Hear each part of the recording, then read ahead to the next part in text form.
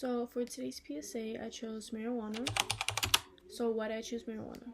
I chose to focus on marijuana because it's one of the most commonly used drugs among teens and young adults. As more states legalize marijuana, a lot of people think it's harmless. But because it's more available and more socially accepted, there are growing concerns, especially with impaired driving, mental health effects, and easier access for students in schools. Marijuana is also in the news all the time with debates about medical benefits and its long-term effects on the brain. What is marijuana? Marijuana is also called cannabis. It is a classified hallucinogen, though it can have depressant-like effects. People call it weed, pod, or bud, and it can be smoked, vaped, eaten as an edible, or used in stronger forms like oils and dabs. So what effects can it have on the body and the brain? In the short term, marijuana can slow reaction time, affect coordination, raise heart rate, and make memory and decision making worse.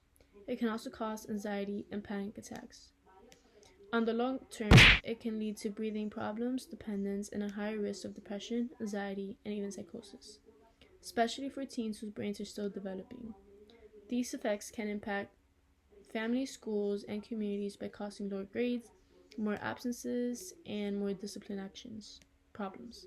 So statistics, in Florida, about 16% of adults report using marijuana right now, while in Colorado, where marijuana is legal, the number is about 23%.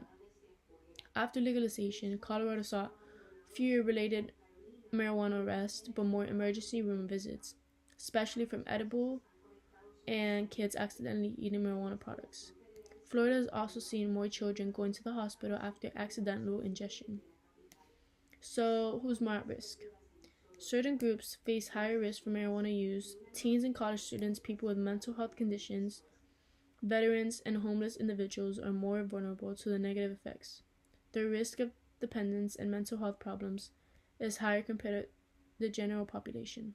So, prevention and final message. To reduce harm, prevention efforts should teach young people about THC, strength, and how marijuana affects the brain development. Communities should offer support, counseling, and treatment services. Schools, parents, and health organizations need to work together. Even though marijuana is legal in some states, legal does not always mean safe.